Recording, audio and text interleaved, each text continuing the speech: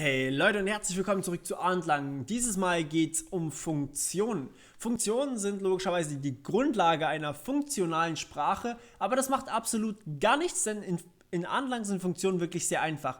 Okay, was sollen Funktionen bitte sein? Stellt sie euch von mir aus vor wie in der Mathematik, stellt sie euch aber auch von mir aus als einfachen Einsprungspunkt oder Einspringpunkt von eurem Programm vor. Das heißt, ich kann mich hier oben jetzt wie eine Variable, eine Funktion f definieren. Und die kann ich nachher benutzen, um Sachen zu berechnen. Also ich kann mir sozusagen eine Funktion schreiben, die mir irgendwelchen Hokuspokus macht. Und dafür bekomme ich dann einfach später die Möglichkeit, Hokuspokus musst du nicht nochmal eingeben, sondern kannst hier einfach das Ganze machen. Liefert mir normalerweise einen Wert zurück, so wie bei der if auch. Da kommt auch ein Wert zurück. Also in einer funktionalen Sprache kommt eigentlich immer ein Wert zurück. Ich glaube, es geht gar nicht, dass man keinen Wert zurückgeben kann, weil sonst wäre es schon nicht mehr funktional. Okay, was wir also machen, ist folgendes. Wir wollen eine neue Funktion schreiben. Wir kennen ja mittlerweile schon eigene Funktionen von Arndlang. Davon gibt es einen Haufen. Er hat da eine richtig große Datenbank mittlerweile geschrieben. Die kann ich euch auf keinen Fall alle vorstellen. Wenn ihr mal was Spezielles braucht, könnt ihr mich von mir aus fragen. Oder auch ein Mensch oder Anthony, wie er heißt, könnt ihr fragen. Aber ansonsten will ich euch jetzt heute mal zeigen, wie ihr eigene Funktionen schreiben könnt. Das geht gar nicht so schwer. Und zwar geschweifte Klammer auf und hier kommt jetzt euer Code rein. Das war's eigentlich schon. Also im Prinzip das, was passieren soll, wenn ihr diese Funktion aufruft. Zum Beispiel 5. Also wir geben immer 5 zurück. Das ist unsere Funktion. Wir geben immer 5 zurück. Also f berechnet uns immer sehr, sehr kompliziert. Es ist nicht kompliziert, aber egal. Sehr, sehr kompliziert diese 5. Also, und wenn ich jetzt hier zum Beispiel sage, in dem Fall wäre 5 zum Beispiel einfach eine stinknormale Variable. Ihr seht, normale Zahlen sind sozusagen, oder normale Variablen sind auch Funktionen so ein bisschen. Aber wir können mit Funktionen einfach noch mehr machen. Also Variablen sind im Prinzip auch kleine Standard- und sehr, sehr einfache Funktionen, aber Funktionen können viel, viel komplexer werden. Also wir können hier zum Beispiel auch sagen, g als Funktion g, weil Funktion mit g anfängt, wie wir wissen. Schreiben wir jetzt uns mal eine Berechnung hin, 4 plus 5 mal 16 hoch 32. Das ist ziemlich viel, glaube ich, und das möchte von euch niemand im Kopf machen. Könnten wir natürlich auch in eine einzelne Variable hier reinschreiben, aber ich zeige euch gleich, warum man das nicht mit jedem Dings machen kann. Also 4 plus 5 mal 16 hoch 32. Okay, so, wie bekommen wir jetzt hier ein Ergebnis zurück? Naja, wir rufen einfach die Funktion g auf. Und die Funktion g benötigt keine Parameter. So, jetzt kommt schon das nächste Stichwort, Parameter. Also, seht ihr hier irgendeine unbekannte Zahl? 4 plus 5 mal 16 hoch 32. Wir kennen sowohl 4, das ist eine Zahl, 5 auch, 16 auch und 32 kennen wir auch.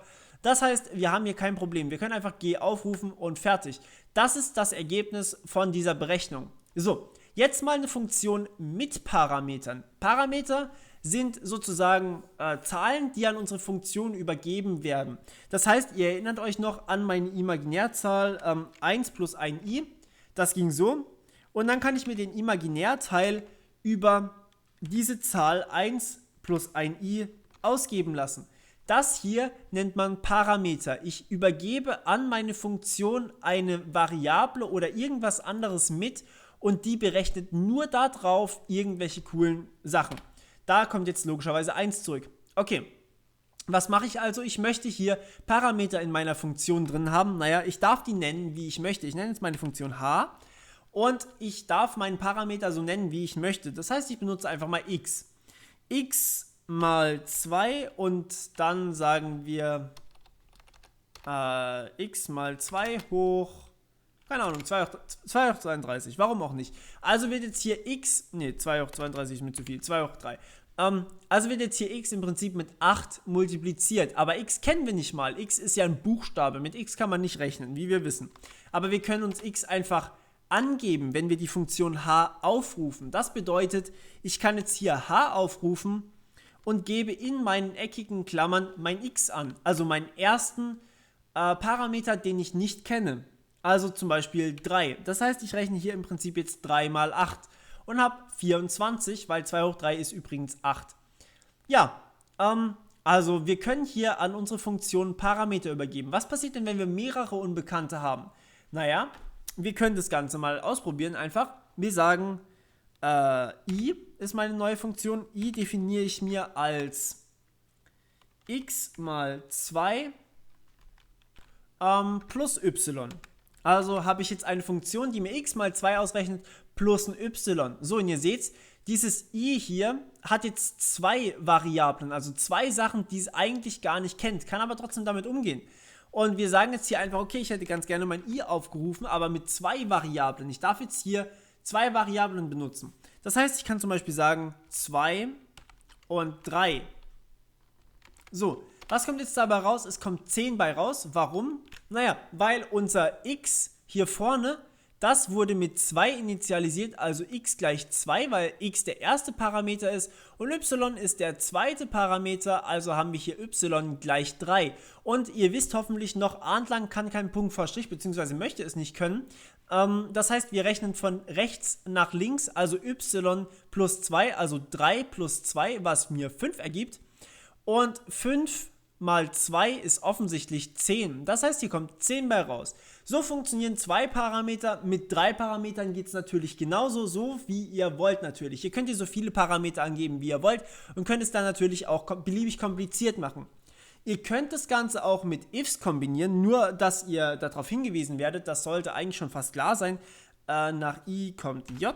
Also definiere ich mir jetzt mein j als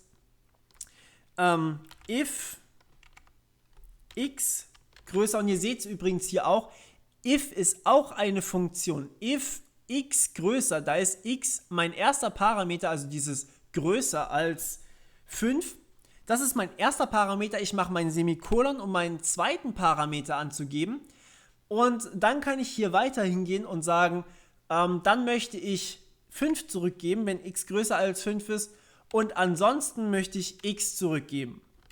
Und ihr seht es hier, if hat drei Parameter, nämlich x größer 5, das ist mein erster Parameter, 5 ist mein zweiter Parameter und x ist mein dritter Parameter hier. Das heißt, ich habe hier im Prinzip drei Parameter in eckigen Klammern, also ist if auch eine Funktion, die drei Parameter benutzt. Und meine Funktion j ist jetzt eine Funktion, die auf if basiert, aber nur noch, hier muss natürlich eine geschweifte Klammer hin, aber nur noch einen einzigen Parameter hat, nämlich x. So, wenn ich das jetzt mache, ja, logischerweise funktioniert das nicht. Ich habe mich noch nicht an die ganzen Dinger gewöhnt, an diese lower than und equals und so weiter. X greater than 5, dann 5, ansonsten x. Okay, so. Und jetzt habe ich hier nur noch einen Parameter in meiner Funktion j. Das heißt, wenn ich jetzt hier j aufrufe, brauche ich keine zwei Parameter, sondern nur noch einen. Es gibt ja nur noch eine Unbekannte, nämlich x. Und jetzt kann ich hier zum Beispiel sagen, x soll 4 sein. Dann wird mir 4 zurückgegeben, denn x ist nicht größer, also 4 ist nicht größer als 5. Deswegen wird mir hier mein x zurückgegeben. Wenn ich jetzt allerdings j mit 6 aufrufe, dann kommt 5 zurück, denn 6 ist offensichtlich größer als 5, also wird 5 zurückgegeben und nicht x. Ja, ist das nicht cool? Ich kann hier einfach alles als Funktion definieren und kann die später mit einem einzigen Call easy wieder benutzen. Ich kann natürlich hier drin auch Funktionen aufrufen. Ich könnte mir jetzt zum Beispiel eine Funktion k schreiben, die die Funktion j benutzt. Also zum Beispiel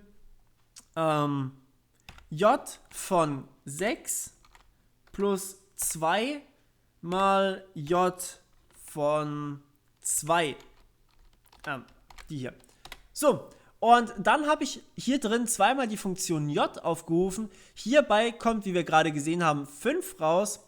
Und hierbei kommt, ja gut, ich habe jetzt hier keinen Parameter mit drin. Das heißt, wenn wir k aufrufen, machen wir einfach k, so. Hier kommt insgesamt 9 bei raus. Also ich hätte es im Prinzip auch in eine Variable speichern können. Okay, also k liefert mir 9 zurück. Naja, warum? Hier kommt 5 bei raus und hier kommt 2 bei raus, also 2 mal 2, weil hier j von 2 2 liefert und 2 mal 2 ist offensichtlich 4 und nochmal 5 drauf, 4 plus 5 ist 9. Ja, jetzt noch ein mega geiles Feature von Arndlang. Ihr könnt, auch wenn ihr 2 Parameter habt, das geht allerdings speziell für 2 Parameter, schreiben wir uns mal kurz eine Funktion L, die 2 Parameter nimmt. Sagen wir einfach L ist a plus b. Oder nehmen wir x plus y, ne, nehmen wir x hoch y, warum eigentlich auch nicht? X hoch y, so. Und jetzt sagen wir, wenn wir L in die Mitte schreiben, also einfach nur den Buchstaben L, dann ist es, als hätte ich meine Funktion mit den beiden Parametern aufgerufen. Das heißt, wenn ich jetzt hier 5 L7 hinschreibe, dann ist 5 mein x und 7 ist mein y in meiner Funktion L drin. Und so ist übrigens die Funktion Plus entstanden, so ist Minus entstanden, so ist Mal entstanden. Einfach so kann man das Ganze berechnen. Also ihr seht selbst die Operatoren Greater Than und Lower Than und so weiter, das sind alles im Prinzip Funktionen. Andlang ist absolut funktional, alles ist eine Funktion. Auch normale Zahlen, Q gleich 7 ist im Prinzip eine Funktion, die keinen Parameter hat, wenn man es mal genau nimmt. Gut, das war's von meiner Seite auch schon wieder und ich hoffe, es hat euch mal wieder gefallen und wir hören uns beim nächsten Mal. Bis dann, ciao!